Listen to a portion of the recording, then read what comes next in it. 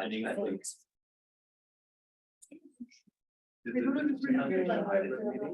It's a hybrid, yeah.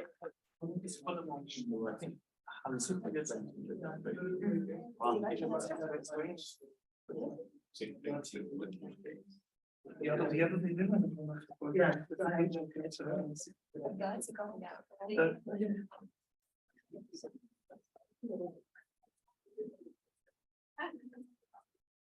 Oh, some familiar faces again. sounds like you don't want familiar faces, isn't it?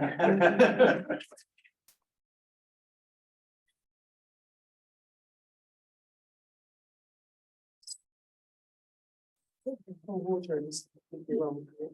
It's easy. Did you not look at the foregrounds? I'm not into like adding.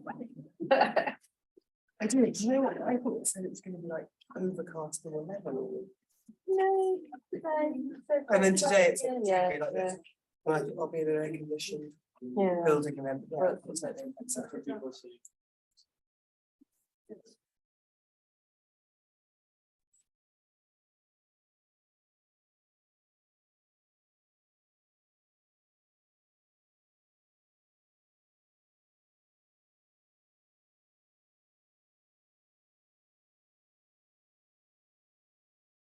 We'll give it a couple more minutes. There are many more people signed up for this session, but I'm not sure how many. It's very hard to find this room. I found it quite hard to find.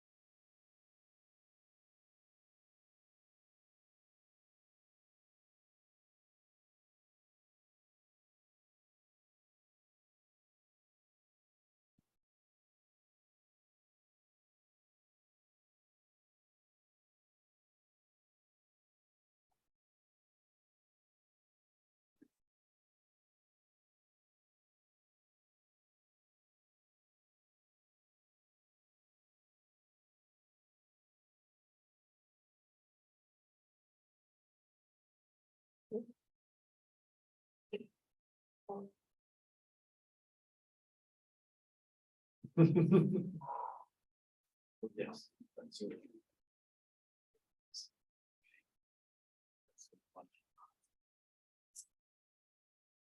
Yeah.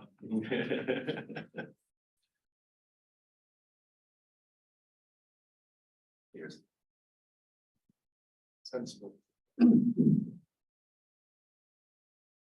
Okay, well, maybe I'm not sure how many people we have online, but hopefully we'll make those that have the late can just we'll start because we only have 1 hour, and the idea is really to have a proper discussion, not just a presentation. And I want to make sure we have enough time for questions, but also discussion and points from both online participants and participants in the room.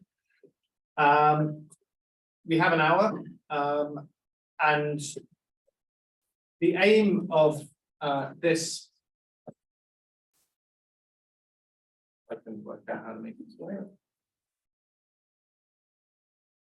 The aim of the hour is really to look at scenarios and how we can use them. And I think it's a topic that I find interesting because I've been involved with scenario building with ACAPS since 2015. So for sort of almost 8 years now, we've been doing scenarios, maybe 1 or 2 a year, sometimes more than that. But then, you know, we build them, and we've been building them with the Federation, and I know they're doing a lot on their own now. We've been building them with NRC and for other partners. But then I know that the UN also has a process in the HRPC of scenario building. But we build the scenarios, but we don't use them. And so the idea of this session was really to look at how they're used and who uses them and how we might better use them. And maybe we should be presenting scenarios in a different way or communicating scenarios in a different way in order to make them more useful to the decision makers. So very pleased this afternoon to have with us Matt Hall from Save the Children. And he will tell us a little bit about how Save the Children have been doing it, and they've developed their own methodology, and they actually developed a sort of online training with Deakin University on scenario building. So they've been doing quite a lot over the last few years. Then we've also got Martin Buettner from OCHA, and he will talk about more about the HRP process and how scenarios are used in that. And then Max Brodie from FCDO to give us a perspective in a way from the donors. I've asked them each to speak for sort of 5 to 8 minutes to give a little sort of insight into how they're using scenarios or some of the challenges they've faced or something. And then we can open it up to more broad discussion or questions from you.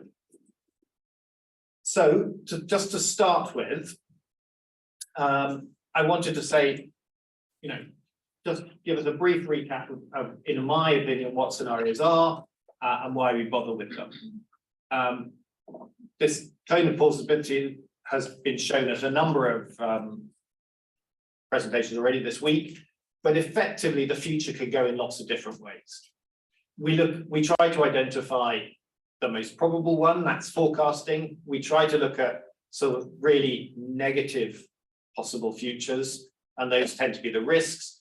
But the idea, in my view, of scenario building is, in a way, the yellow dots there, trying to look to sort of look at very different futures to try and capture sort of a variety of different ways, so that whatever future unfolds, we're not that surprised because we've thought about something similar in the scenario building.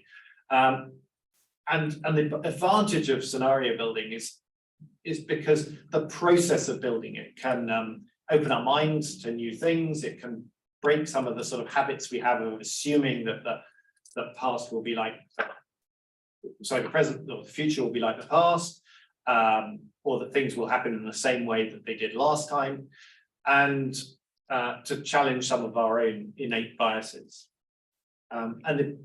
Why do it?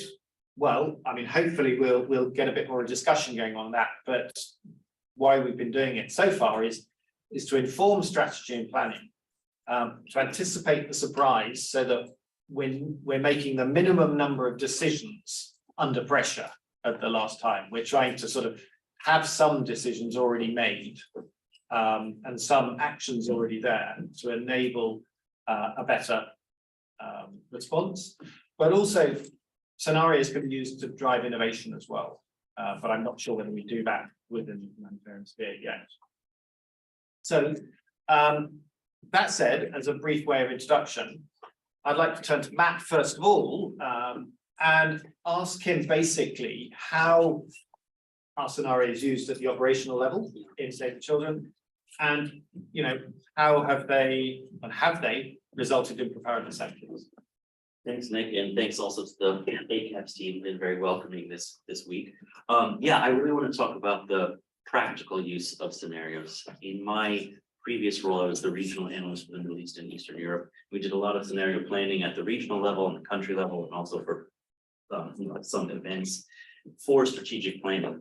And as Nick said, there's a whole piece that goes into the methodology that's very complicated and very involved about how to develop scenarios. But I want to talk about the other piece, which is once they're developed, how do we practically implement them and how do we use them for best effect? And the main point I'd like to make is that there is one step beyond the development of scenarios, and that's working with our teams to talk about where the rubber hits the road. Really, what do these scenarios mean at the functional level. And the reason for this is sometimes we develop scenarios that are, very accurate, comprehensive, great, but can be quite abstract. I mean, maybe we have a scenario about the opposition will take the majority in parliament. But for someone who works, in a field office, in the countryside, in the wash sector, what does this mean? And so I want to talk a little bit about the exercises that we do to tease out the practical issues. And I want to look at just scenarios that we did in Lebanon and in Yemen. And I think Lebanon is a good one because this is a place where we encounter, a lot of economic scenarios that can be very abstract on one level. But it's important because I think in the Middle East, almost every country where we work is affected by economic crises, but the topics at hand can be very abstract and not the kind of thing that us humanitarians are used to dealing with, foreign reserves in the central bank and, parallel exchange rates.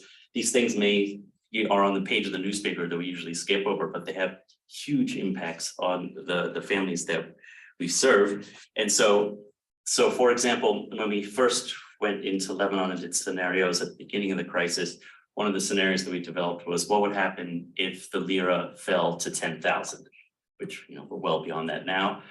And everyone, they agreed, oh, this would be a calamity, but what does it mean in a practical sense?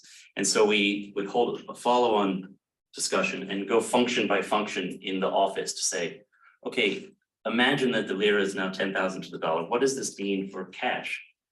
And then you have to sit and think and say, okay, yeah, you're right, because our agreements with the banks would no longer be viable. So we'd have to build in flexibility to the contracts, or we'd have to be prepared to redo them. What does this mean for education? Like, okay, gosh, well, there are implications for teacher strikes. There's implications for transportation and buses to be able to take kids to school. There's, what does this mean for conflict sensitivity? Okay, actually, as the lira becomes worthless, the dollarization of aid takes effect. So it's this important aspect of not just thinking, okay, this is a possibility for on the country level where the economy may go, but for people that have to implement and do the day-to-day to think about what does this mean for each function.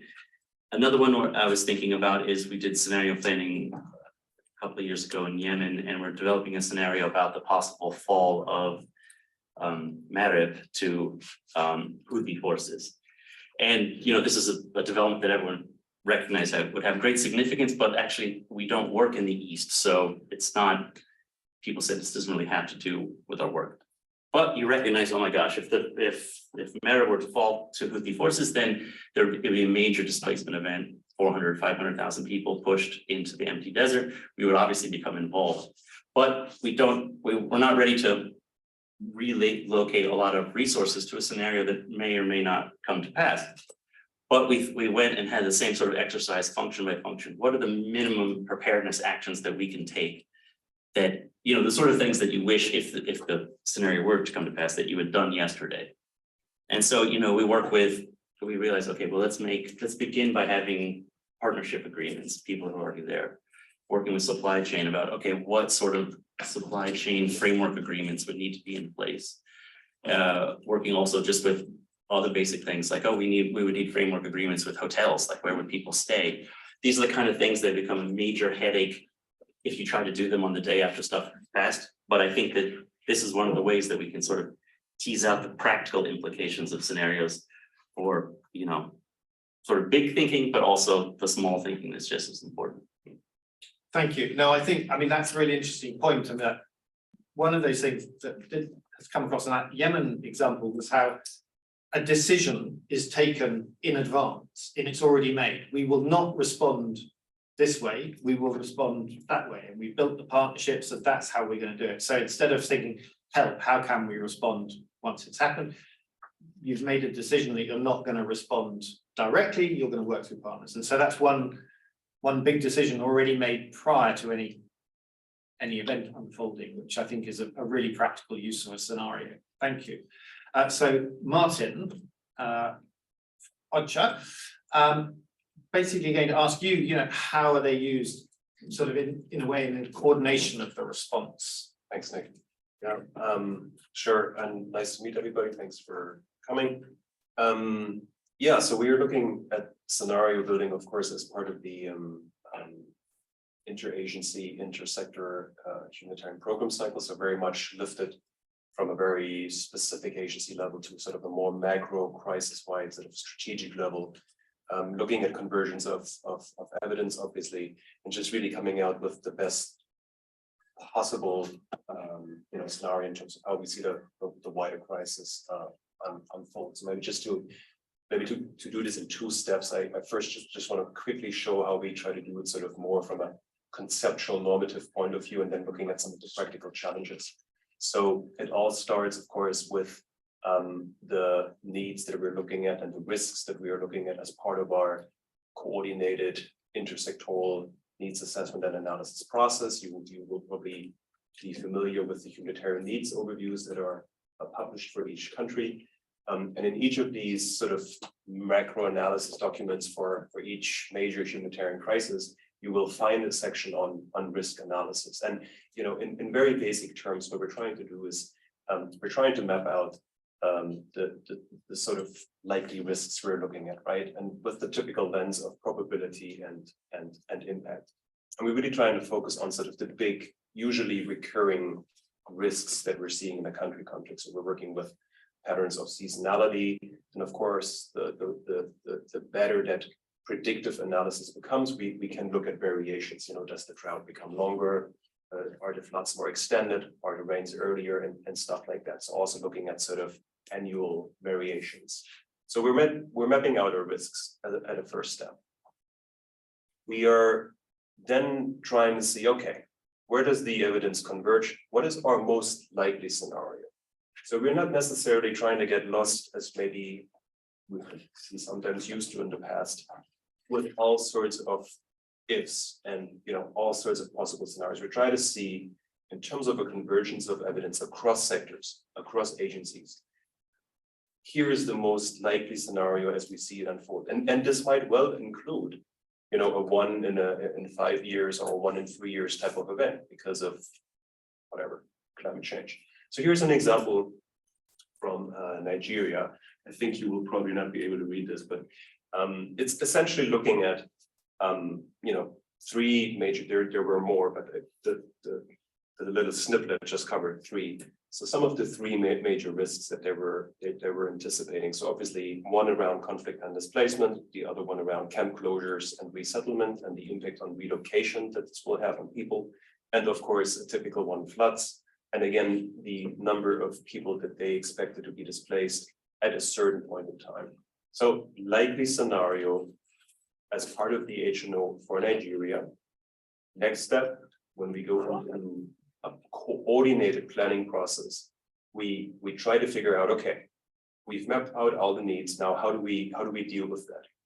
The starting point for us is the likely scenario. So it's probably again a little hard to decipher from where you guys sit, but essentially we're trying to build our intersectoral humanitarian response plan based on the likely scenario. But of course, it gets checked for capacity, feasibility, access.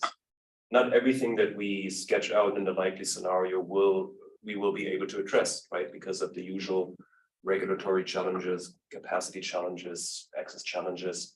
But by and large, HNO likely scenario should inform our humanitarian response plan macro planning approach. But of course, as you will remember from step 1, we've mapped out other types of risks, maybe lesser probability risks, but still important risks in terms of impact. And some of them we would pick up with maybe a separate contingency plan, or we would pick it up increasingly, as has happened in recent years, with a standalone anticipatory action framework.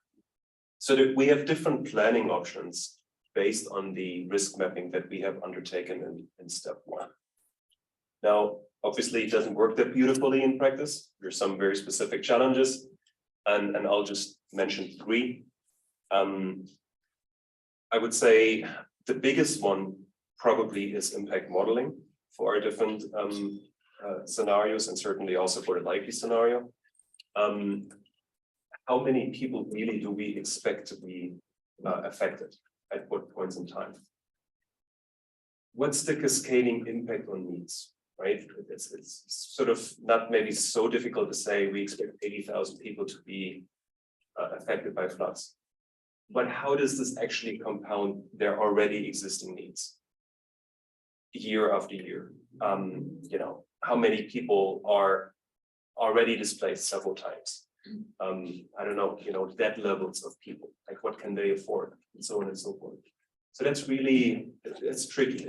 It's hard to do, right? Because of the compounding effects over years, of course, on vulnerability and so on, but of course also because of increasing effects on climate change and the patterns of natural hazards. Also, I mean, some socioeconomic events, displacements. I mean, it's hard to put sometimes a couple of things on paper in a very widely circulated document like the humanitarian response plan. For example, when I worked on the Syria response, of course we projected displacement numbers, and of course we projected returnee numbers, but we would put the macro numbers in the document, but we wouldn't include in the document how we see it pan out at specific geographic locations because it's a bit sensitive. So then these numbers get circulated inside the community, but not necessarily presented as part of a big plan.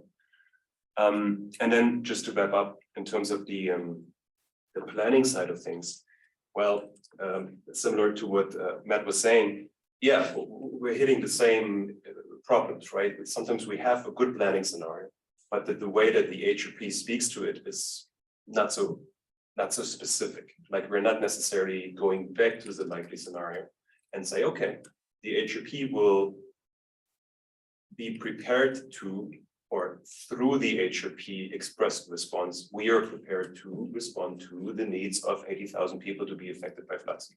Sometimes we're not that clear in the HRP, so we're losing a little bit that opportunity to really inform planning across all sectors and to really come out with some good common message. So that's a challenge.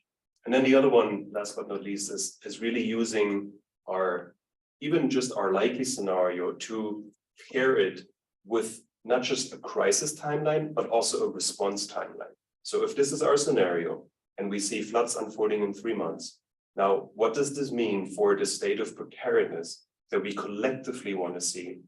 I don't know, by months 1, by months 2. So we're not necessarily panning out our expected ideal response over time. And that leads to monitoring challenges, that leads to communication challenges in terms of how much do we need for preparedness in the HRP, how much do we need increasingly for anticipatory action in the HRP, and how much do we, how do we spread this out over time?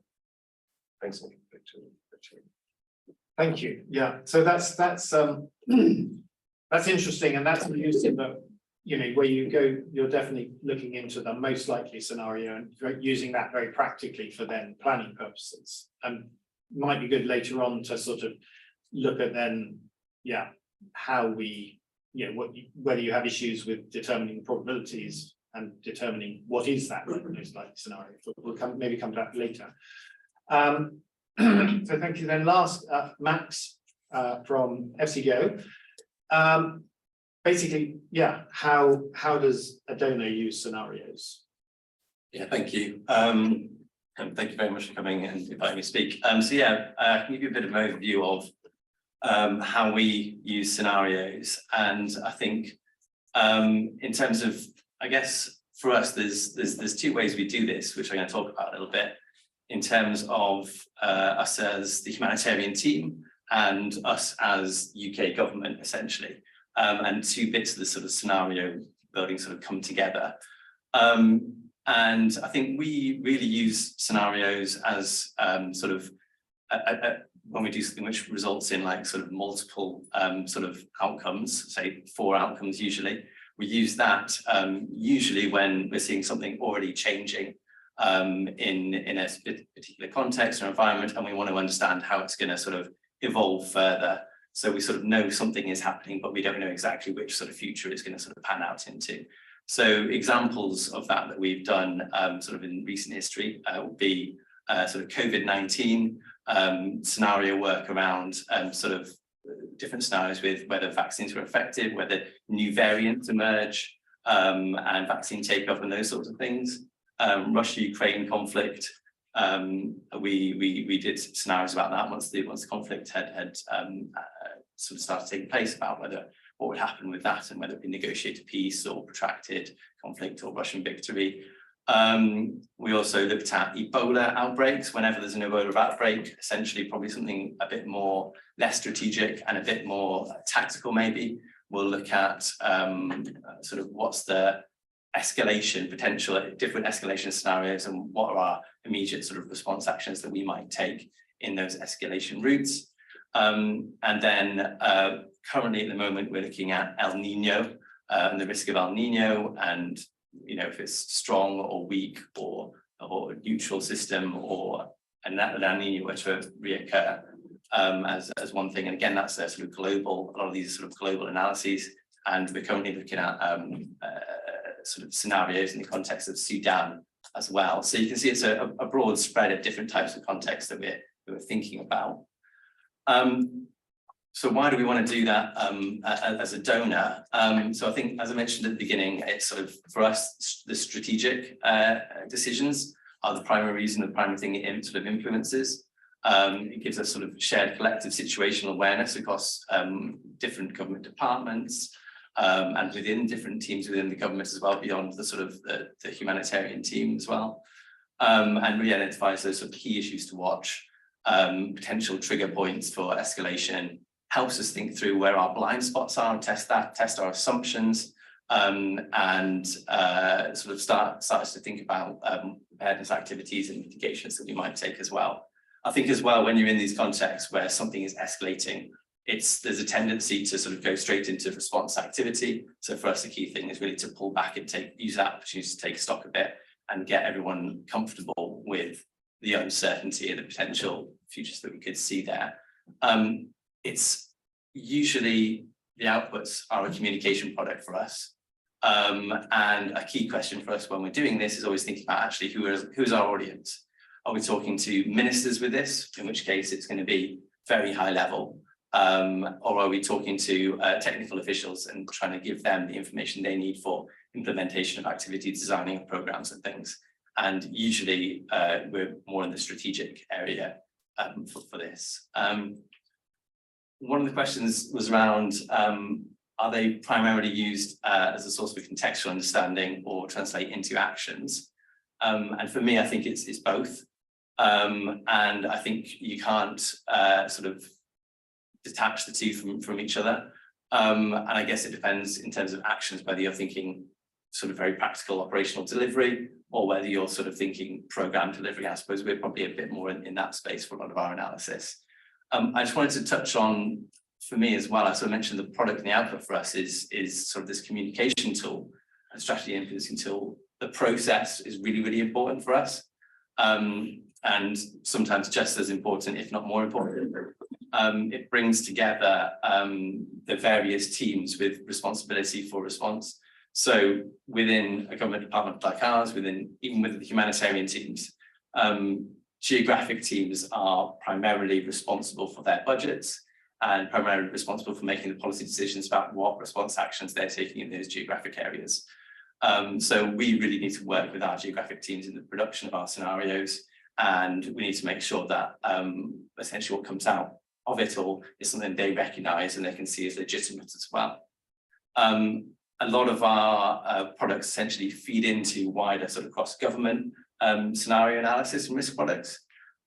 So whilst we're sort of representing the humanitarian, we have to do the work on the humanitarian impacts analysis, it also is an opportunity for us to be engaging across HMG to get impacts from the expertise, so we get insights from the expertise of health, security, conflict, climate, economists, those focused on technology and political. So really the whole process brings together all those partners and gives us a huge wealth of insight that we might not have had.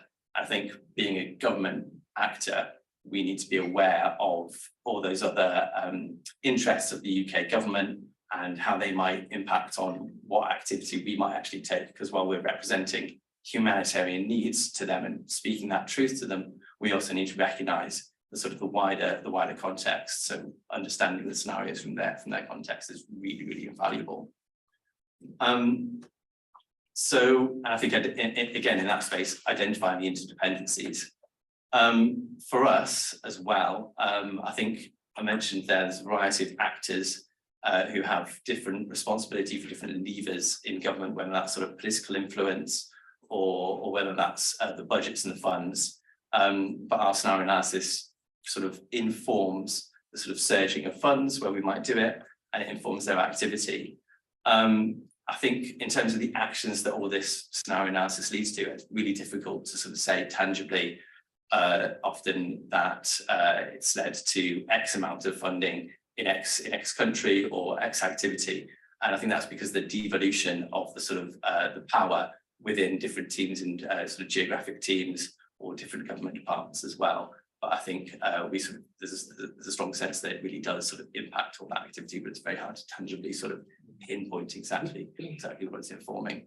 But the last point I wanted to make as well was for us, I think it's the foundation of response planning. And I think that whole process of getting all those relevant partners together and building the scenario is so powerful to sort of build those relationships with all those partners who are going to be crucial in sort of implementing that response activity as well. Yeah. No, thank you, Max. I echo that last point very much. Having gone to Sudan, knowing nothing about Sudan really last February, and then having a room full of Sudanese academics and sort of experts on the context and the economy and representatives from the donor community and from the humanitarian community in their room. There's such a wealth of experience, and you get a very quick sort of realize how complex the contexts are and how much we need to understand of the context in order to even begin to think about not just how it might evolve, but how we can sort of operate within it. And I think, the convening of that thinking is a very valuable part of the process. And I also liked your issue about the sort of identification of blind spots, because the scenarios are different from almost everything else, because from my point of view, it's normally a more creative process and people are encouraged to think out of the box. And so that does perhaps open up opportunities for some of those unthought of things sometimes in that process, especially if it's a very interactive process. But now, the aim of the session is really to have a discussion with people online and as well as people in the room. So over to you. Do you use scenarios? And if so, how? Or do you participate in scenarios? And do you understand how they could be used? Any questions? Any thoughts?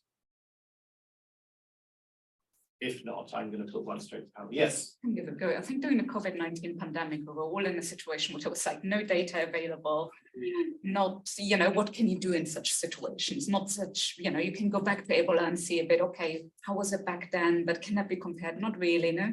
So I think that's when we encouraged to work with our country office a bit more, okay, maybe not the most sophisticated scenarios, but again, think ahead, what could be two likely scenarios and what would be the impact, who would be the most vulnerable, how do we need to direct our targeting? So there was one example where we used them, but then we haven't really used them again in the meta. I would actually like to, or actually reviewed them during the process. I think that would be super important. But I also am interested because you said you're also very much working with other governments, giving recommendations. So when you have these scenarios, how do you communicate the uncertainty? That must be so difficult sometimes, if it's like quite important decisions and you think, well, we are quite sure, but of course we can't never be sure, but is it now 80% or 75 or how, if you have any experience on that?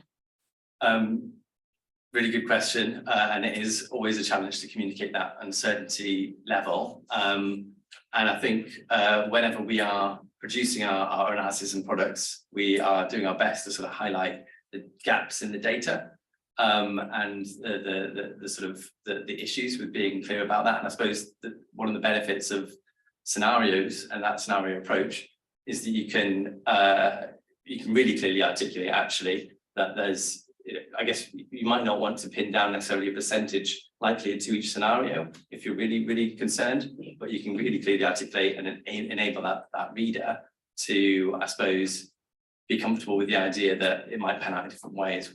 I guess that's a counter to the approach with some of our products and some ACAPS products, where I think essentially you go for a most likely scenario and you don't necessarily talk about the other scenarios, and then that can perhaps encapsulate more unintended confidence by the taken by the reader in that being the likely outcome sometimes. So I think just the scenario approach find as a useful way to deal with that.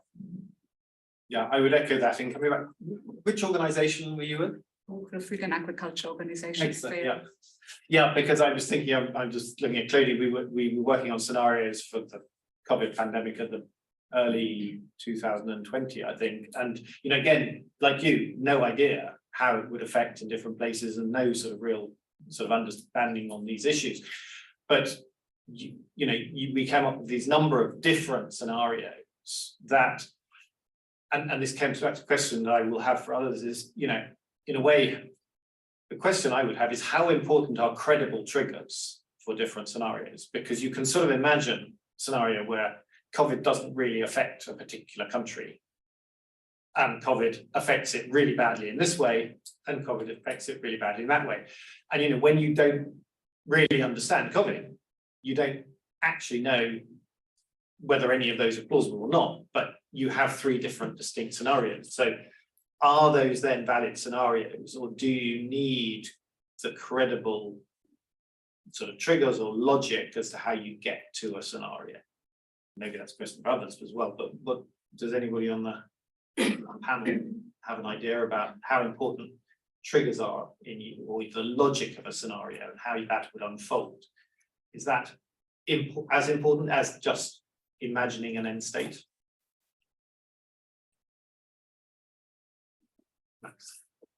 It's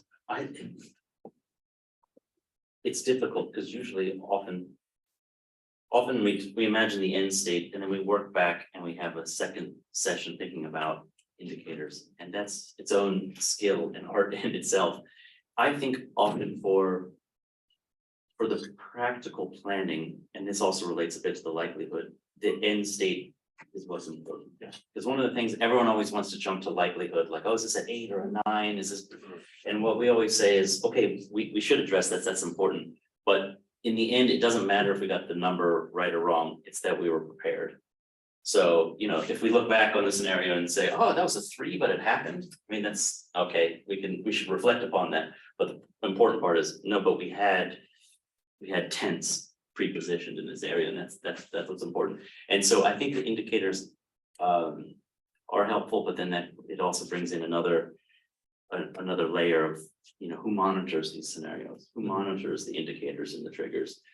Whereas I think for most of our colleagues that will be putting them to practical use, it's really about the end state, and then maybe for us as the analyst is keeping track and keeping up to date on how they develop. Yeah, thank you. Yes, go. Well, no, is it about I mean, just a couple of things. I find this issue, as you know well, the most complicated part is this issue of developing scenarios as a way of taking us through a really important intellectual process where we think about what could possibly plausibly happen. In both the two institutions that I've worked for on scenarios, there is a strong desire for best, worst, most likely. I don't think I know how to take the approach that ACAPS has, and it's a similar approach we're using at FCDO, from that kind of looking at 4 potential outcomes that may happen, 2 of them together, and they may be overlapping. Is there a way of taking that into that best, worst, most likely, which is what people doing the planning really want to know, because you want to know if you're going to buy tents that you're not buying them for something that is unlikely and so anyway, so how to kind of move from that. And then I think that with the triggers, we've been thinking the same a little bit about how do we monitor these going forward. But if the idea is that you're just looking at a range of plausible futures, you don't really need to track, I don't think, if that particular one is going to happen. However, if you have done best, worst, then maybe you do need to track that. if that has made it, I mean, I confuse myself when I think about scenarios, so apologies FCDO, but I do, but. And the issue of the complexity of like, what are we producing? One of the things I think is maybe easier from my point of view, because I know ACAPS, you're producing something for public consumption that needs to be more broadly applicable. But since I'm making something that's in-house, one of the things I think is about, okay, who's using this? Because there isn't just one scenario process. We don't just apply it to every situation. And sometimes it would be maybe a regional director wants to know, like, hey, what's maybe going to happen in Tunisia? And this person is not saying, give me the whole thing with the economic background and the history, since, it's just sort of like half a page, like maybe this, maybe that. But but there are other more involved processes that are like, okay, we're actually going to do planning. And so I think that it is, I recognize the tension there, finding the right fit of like, sometimes it is just okay to be like, what's the most likely, what's the, worst case, but because I think I'm just trying to emphasize, I think we need flexibility in how we approach this, and that for practical use, I mean, if it's ultimately to assist in the delivery of assistance and support, that it's not an intellectual exercise that like your professor will say like, that was airtight, and so I think if we go at it from that way, sometimes the number of scenarios comes out different. And just to add, I think once you've done the scenario and you've produced the document, it's like it's a fluid thing, and some of the things which may or may not transpire then might sort of alter actually what's the outcomes are going to be. So in terms of triggers and things, like it gives you the framework, I suppose. So yeah, to collectively understand and monitor, and collectively be a bit more agile when things escalate, things change, I suppose. Yeah, I mean, I guess just to echo, I think when you look at these sort of intersectoral, interagency processes around projections and so on, I mean, there, as you said before in your example for Sudan, there is a lot of convergence of evidence happening, right? If you bring together, I don't know, 10 sectors, each sector working, I don't know, with 20, 30 different individual organizations, and reflecting that at a sort of intersectoral level, there's a lot of convergence of evidence happening, right? So I do think that you want to be directionally right. And I do think you want to have a plausible scenario out there. And then the real work starts in terms of getting all the preparedness stuff done, or increasingly looking at AA. And I mean, you're not locked into it either. I mean, there's ways to adapt. Yes, it's tricky, and yes, we might lose time if we were completely off. But at least hopefully we got the start directionally right, and we start moving the tents, or whatever other repositioning needs to happen, or other aspects of preparedness, as opposed to figuring about the problem. I want to mention one interesting example. Nigeria last year conducted a risk perception survey amongst focal groups, local key informants, so both communities, but also sort of institutions, people working on concrete flood response and so on. And that's interesting, right? Like perception on risk. So what's the key risk you're concerned about in this area? How do you see impact happening? And it was like, I'm not sure about the numbers, but it was a pretty statistically representative type of survey, quite a bit of resources. And they're really able to map out confidence levels, probabilities and so on, timing, impact. So I'm not sure if that is the best way, but it's one way that is very grounded in sort of local responders' knowledge. So just maybe an interesting example. Do we have something online? Yes, we have a question online from Sylvester. In developing these scenarios, is there any possibility of including trend trackers to enable for developing models that can be used in similar contexts? And the person asked, using recorded scenarios to develop models for analysis of similar scenarios in the future. So it's about, is there any integration of trend trackers or models to inform scenarios? Any thoughts on that?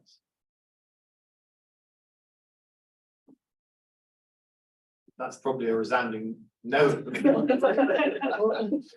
I had a similar question about any kind of predictive analytics and stuff that's coming out of DRC foresight and things, and if that's going on predicting displacement, and if that's going to be used in any broader processes, particularly the HNO moving forward, those kinds of things, and brought together with scenarios. If that's how I understood the question. That's what I also understand, and please, Sylvester, do write to us in case something was not well. But yeah. That's what you meant by, Sylvester meant by trend trackers, like Trend, yeah. like machine assisted trend trackers? So I'm trying to.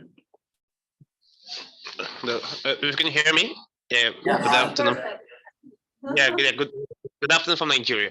Yeah, my question is, when you're developing, you kind of developing these scenarios, and then you kind of in a particular context, you will be able to project what kind of the response you are going to implement in a particular scenario, for example, in Ukraine, and then you kind of try to implement same in Sudan. So is there a possibility of kind of tracking what the different trends of different scenarios and try to develop a model that could be used in a similar context instead of trying to understudy every trend or every situation? Can there be a model that could work, from the different scenarios that has been developed by this model, this risk analysis model that I saw on your presentation? That's my question. I don't know. Ah, interesting. I think one thing, that's a great question. I think that we want to avoid cutting and pasting too much, since the purpose of the exercise is to develop context specificity. But I think that there are areas where we look at impact. From doing this many times, we can develop like an understanding of what comes out of a flood. What are the needs? And one of the things that I often will try to build is sort of flow charts. Like, okay, if we have a cost of living crisis, okay, that means we're going to have food insecurity. We're going to have, impact on this and on this and on this, and all the trickle down aspects. And, what does it mean? Okay, you can't afford fuel for a generator. That means that there's going to be like food perishability issues. There's going to be like people won't be able to do homework at home, this kind of things. And I think that is those models that you can develop to understand like commonalities in impact, because wherever you are, it's at least a cheat sheet to look at, like, because I think that there's a lot of local specificity, but floods have a lot of commonalities. So I think that we kind of can develop models there. Yeah, I think past impact is definitely the go-to the go-to moment, right? And so much can be modeled just based on past impact.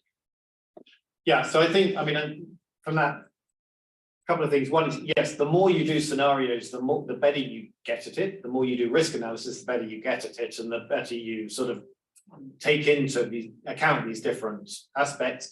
And yes, I think as Matt just said, you can have these sort of chains that are going to be pretty similar from context to context, but of course with contextual differences, as people are slightly different and different things matter to different extents in different contexts, but they can be perhaps transferred over. And then you've got obviously historic data or data from very similar, either the same country, historic data, or a very similar context, which you can probably map over a little bit more closely. And I think another thing that comes from that also is to see that, okay, there could be specific challenges that might require technical skills that we don't currently have. Like, okay, if this risk materializes, we would have a big MHPSS problem. We don't have any MHPSS skills. And we all know how long like HR processes start. So one other add-on effect of like looking at these chains, looking at sort of impact commonalities, there's also like a big HR aspect, I think. Yeah, and if I can just come back to Clody's point of the best case, worst case, most likely case. Yes, it's clear that everybody wants the most likely case for their main planning. And that's in a way why we give, in ACAPS, we give the sort of estimates of the probability. And normally there's one or two that are sort of more probable and the others are lower probability. But I do think one of the biggest benefits myself to scenarios is this yes, you're planning for this scenario. Yeah, and that's what we expect, and that's where we're working towards. But it doesn't, as Matt's just said, it doesn't take much to just do something in case this happens, or think about what we would do if it went this one happened. Yeah, that would be my sort of thing, is that yes, you can have a most likely one. The danger is that if one just plans for the most likely one, I think you're losing some of the benefits of having other scenarios there, because things do come out of left field, you know, COVID. Any other questions? Anything other online? Oh, one at the back there from Diogo. Yeah, so my question is somehow related to what you were just saying. I mean, actually, I have two questions. One, maybe trying to understand the process side. I'm understanding all of you do scenarios within the organization, and my question would be, how collaborative is the process? And if it is not, if it is within, what are the benefits of that, and what are also the limitations? And if you see also benefits to do it outside with other organizations, and more related to what Nic was just saying now, we are talking a little bit more about risks and the most likely scenarios. And I think you're doing that more on the contingency planning kind of operational perspective. My question would be, so do you think there is any value, or what would be the value of also looking at positive outcomes and positive scenarios and scenarios that are a little bit more of wild cards, a bit what was referred now? If there is actually any benefit from your side to think of those scenarios, or is really like in practice, the reality, what you're looking for is really what would be the negative evolutions? Because in the humanitarian world, we tendentially work with what goes wrong, and that is the only benefit, or there is actually a potential benefit for you in seeing wild cards that are actually positive and lower probability. What's your view on that? Max, do you want to go first? Yeah, sure. And so on the first one around collaboration, I think for us, I mean, as I touched on, I think for us it's a very collaborative process, increasingly so, I'd say. And I think controversial, but the merger to FCDO helped us to expand that and make that more collaborative internally.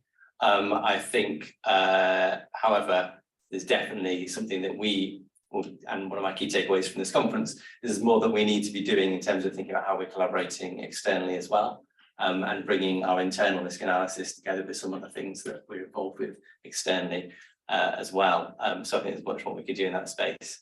And sort of related in terms of wildcards, I think in terms of the positive outcomes, I think in our scenario analysis, there'll be that sort of status quo outcome, which is probably the more positive side of it. It will consider the positives that that sort of might influence to a better outcome. So often, I guess we've got the positivity bias that we're trying to challenge. So often, actually, that will be for some context, that might be the central planning approach, the positive outcome one, and we're sort of showing all these other variety of other futures. And one other just thought and reflection I had was more broadly across government as well. Interesting, we've got something we do call the National Risk Register, which really focuses on what's the reasonable worst case scenarios. And just a reflection on that, interestingly, I think that's the wildcard scenarios. Crazy things like Russia-Ukraine conflict, escalation, COVID-19, or like pandemic. And all these things have, many of these things have occurred. And I think it's to my mind, the real challenge is whether we put enough weight in those reasonable worst case scenarios and do enough planning around those, I think.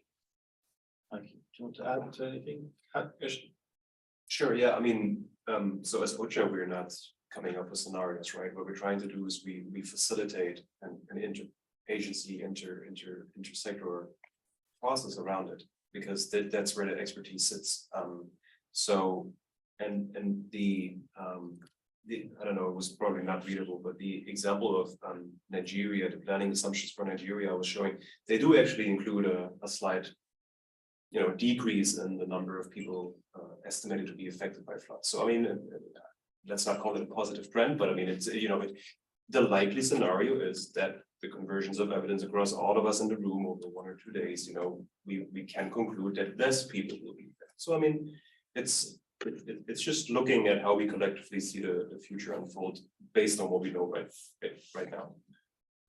Positive, negative, inflation might reduce. It has certain impacts on purchasing power, so things like that.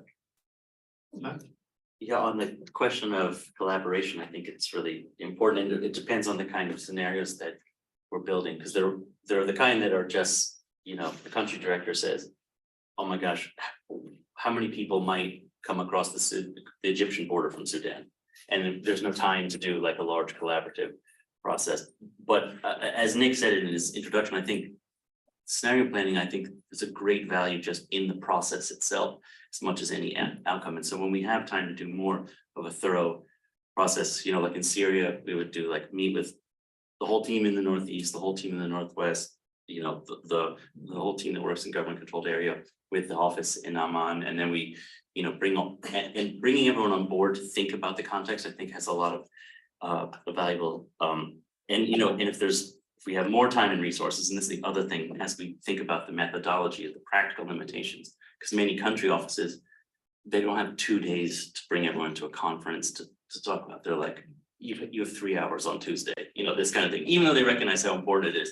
And so in some cases, when we do have the luxury of resources, we can bring in local partners, but usually we count on local and area staff to kind of funnel up the input. And I think that as we have these sessions, even though there might not be formal participation, everyone that is at the table is sort of representing their entire networks of the things that they're hearing, the things that they're reading. But yeah, but it does certainly increases the quality of the product. And as for good news, I know, I feel like I'm a real bummer. I'm always like, I swear I'm like not this way at a party. I don't come in and just talk about earthquakes and pestilence and things. But most of, honestly, the ones that are positive are just sort of like the situation stabilizes or the conflict reaches a truce. There isn't sort of like a white swan event, like a new clean tech energy is created and everyone lives with Skittles and unicorns. But maybe we should include that one. Just want to totally echo your points about sort of almost the closer the proximity of the event and the bigger it is, the more attention it is, so the more traction you can get with partners to collaborate. However, also it's quite difficult because they're getting ready to respond. But then when it's less proximal, you get the challenge of actually I've got loads of other priorities right now, so it's quite difficult to get. It's really for like our country, like when we develop annual strategic plans, everyone can sit down. It's not a rush. But if it's like the earthquake just happened, yeah, and also because people want something that is an A+ but delivered in 8 days, yeah, is less useful than something that is a B- delivered tomorrow. And so just because people are rushing and they're hungry for information. and the key is that flexibility in what your output is and what your process is to adapt to what the requirements I are. think what we found recently was by involving academics and people from outside the humanitarian sphere who are contextual sort of experts, they love the interaction. They've almost always they say this was brilliant, coming together with other people from other disciplines and having a really rich discussion. We just don't do this as often. So, and that's how we actually create the underlying scenarios.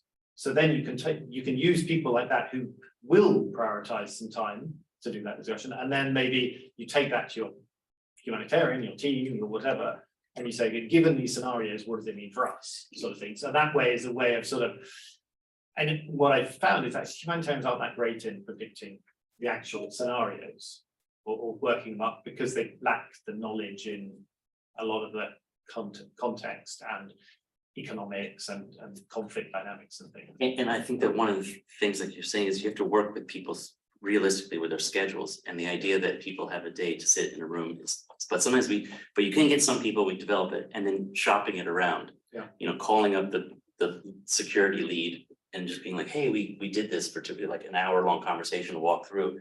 And I think that if you're leading the project, you have to be flexible away from just big group consortium discussions, and sometimes just like work through with people, tweaking.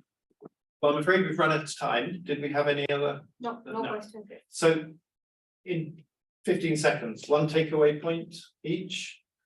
Max? I hadn't prepared this one. I think for me, I think the takeaway is probably, well, takeaway from this whole conference is so much more opportunity in terms of collaboration with other partners. And there's lots of products in this area, so I just look forward to that.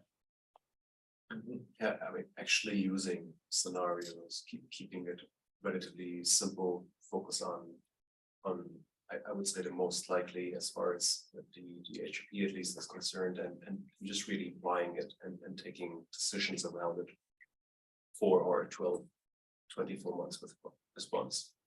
Okay. Yeah, and also realizing that, you know, looking at the number of people in this room, that there are a lot of people who are thinking about this, and so we all don't have to just work on these issues by ourselves. So it's good to help build as ACAPS does, build a bigger community of practice around scenario planning. Great. Well, thank you all. Thanks for coming. It is 3 o'clock. We'll finish it there. Thank you, Matt.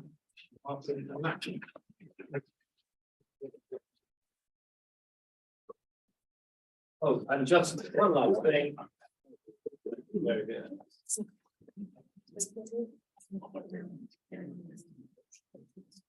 If you want to access our Afghanistan scenarios that were published on Tuesday, that's the QR code for them to download the box.